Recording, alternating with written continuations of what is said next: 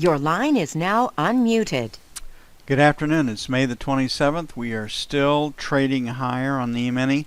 When we have a trend day lower, the most typical day is a pause day. So we started off this morning with resistance at 10 to 15.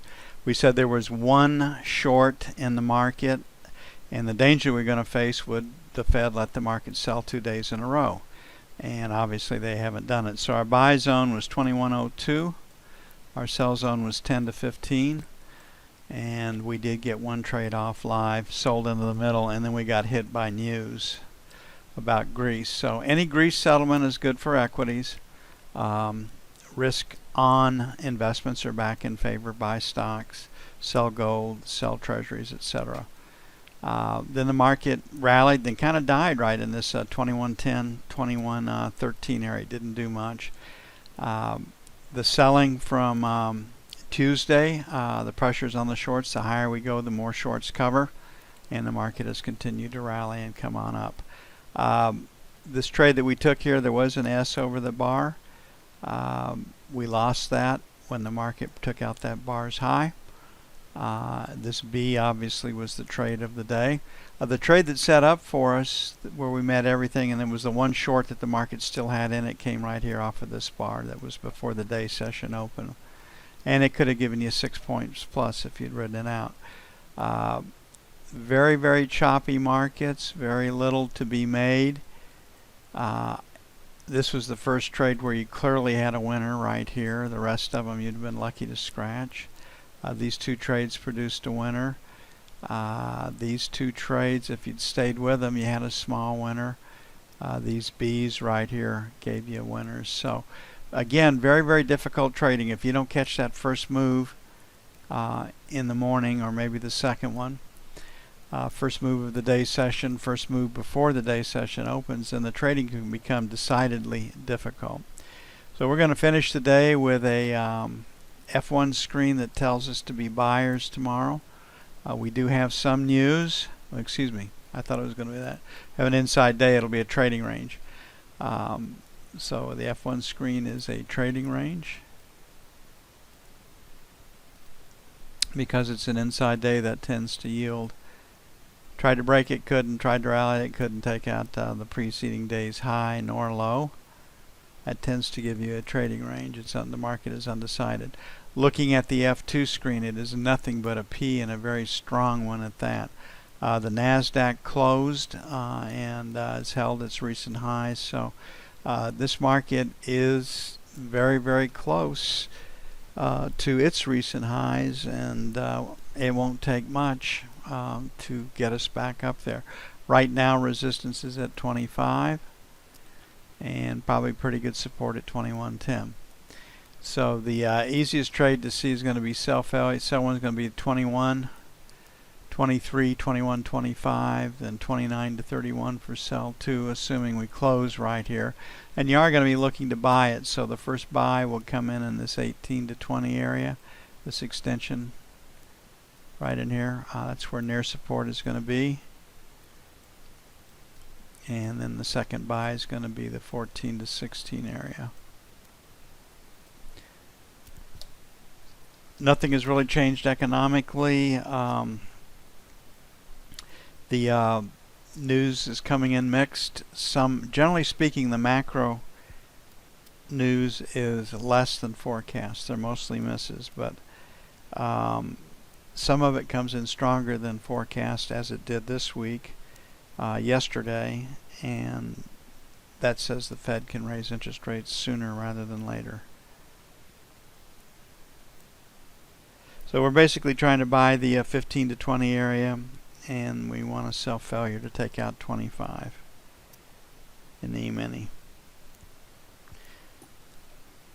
Okay, we've talked about it several times before. Over time, securities appropriate for the repo markets, because the Fed's taken $2 trillion of them off the market.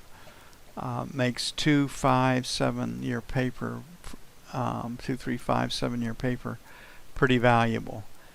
And to make the banking system work, You cover your short-term cash and capital balances by repoing.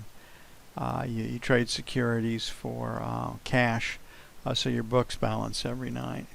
And you've had to pay a premium to get paper appropriate for repos. And that's reflected in the market. Okay, on the treasuries, we've got an inside market also. That suggests a trading range. We've had the 5-year auction was a little better than you would expect, not from a coverage standpoint, but from who bought it. And so less than a third of the papers in the dealer's hands. Indirect bids, I think, took, I want to say a little over 50%, but it could have been closer to 60. I don't remember. It's in that article I put up, though.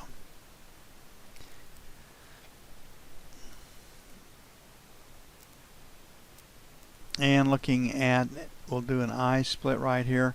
We've got a B. We've got to move out of the middle. I think there's pretty good resistance at 28 to the buck. So we're still selling failure to take out 28 to 128 even. And then 3s to 7s. I could take a piece of news out of Europe or something to take us higher in the overnight session because of tomorrow's 7-year auction. Support's going to be 16 to 20, so we'll make 17 to 21 buy one. If the E-mini does start to sell, and I don't see how it can based on where it is right now, then we do not want to be short.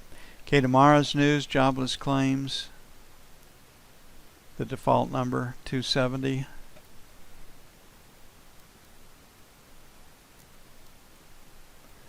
Pending home sales plus 0.8. The housing market's come in a little bit better than forecast. And we got crude inventories and natural gas inventories. And Rich won't be trading that. Rich will be in Friday for his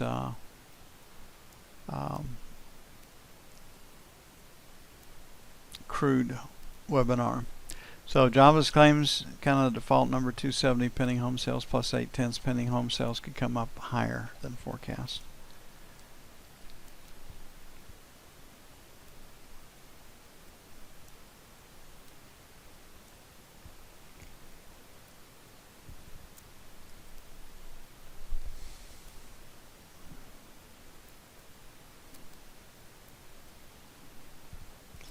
For the ZB.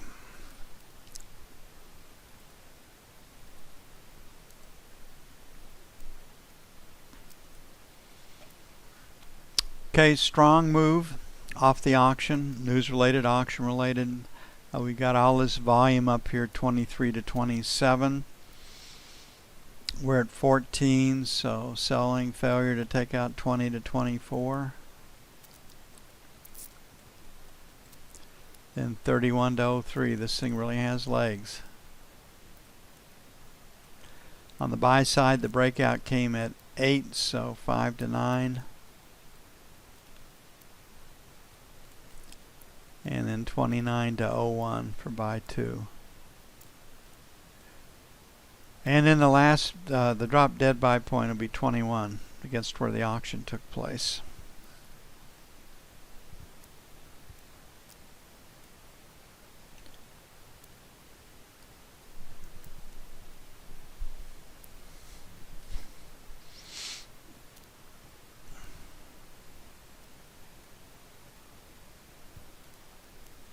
Very, very quiet day in gold. Kind of an interesting reaction to the Greek news this morning. I really didn't pay a lot of attention to it. Again, the dynamics driving gold. And you can see we had a really, really heavy day of selling on Tuesday. We didn't get much today, although we do have a lower high and a lower low. I think the market still is pointed lower, so 75 to 80 pretty good support, and obviously 90 to 95 pretty good resistance. So this screen tells us to sell it, and that's countered by the F2 screen, which tells us to find a place to buy it. So volume has moved lower in the distributions. I think we have a chance to go lower.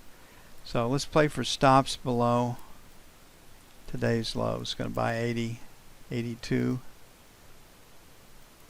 and 75, 77. Really getting down to crunch time with Greece and their situation. They don't have any money, and they're dependent upon the IMF or the European Union to cash flow and get them through this. Cell 1 is going to be our 89 to 91 area once again, and then 95 to 97 for cell 2. And I think, the cold hard reality is that Greece is going to have to take any deal that they can get some more cash flow in, and go back to the well and keep arguing and lobbying for a better deal. Chaos will ensue.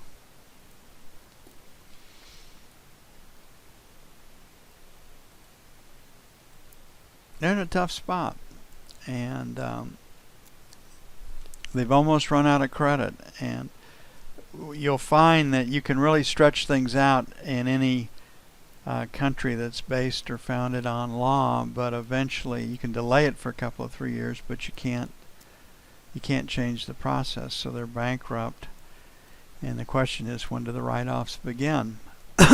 And what they have not done, like Iceland did, was they didn't clear the decks. They didn't take their lumps quickly to maintain the status quo, and they just prolong the suffering.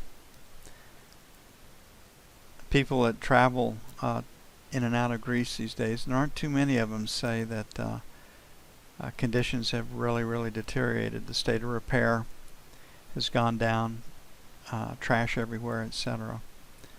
So it's a tough situation. Lower high, lower low, we're sellers in crude.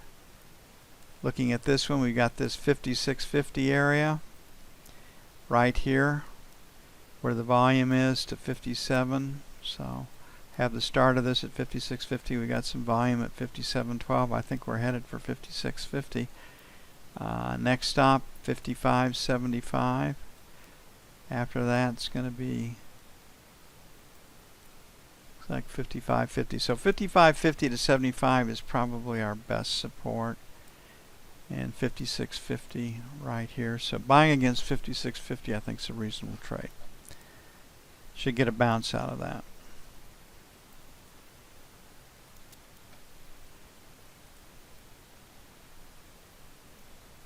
And looking at the F2 screen, clearly a B. Kind of drifted lower today. So 5732 is a low volume. If we get through that, the attractor is 5626. This low volume number at 56 looks like 57. So I think we're looking for a place to sell it. Last rotate up stopped at 92. We're at 63, so selling the 58 area, selling against that, sell 1. And our 25 to 5850 is sell 2. On the buy side, we'll make it 57, 57 and a quarter. I think we can do better than that though. I think we're headed for 5650 than 5650 for buy 2.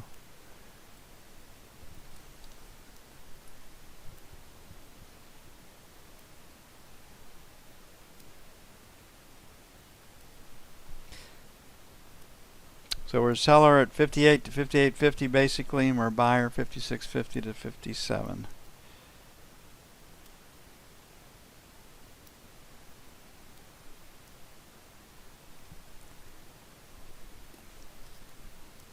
Okay, we've been talking about this for many moons. Any hint or semblance of a deal will rally the euro. Reality sets in once the deal is made. We're still seeing sellers. We're getting lower highs and lower lows. Market's been hit pretty hard this week. So our F1 screen says find a place to sell it.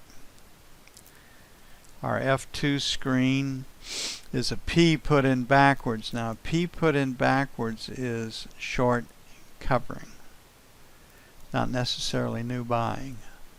But we had off that news announcement that came at 9:47 Eastern. And it was, I guess it turned out to be a rumor if you believe Germany's counter to it later in the day. The market rallied all the way up to 109.13. So we're at 108.92. First sell is 9.910. Second sell is 25 to 35. On the buy side, the last rotate down was 65. C exploded from 55. So we'll make 70. Well, we'll make 50 to 60 buy one. And then 8 1/4, 8.35 buy two.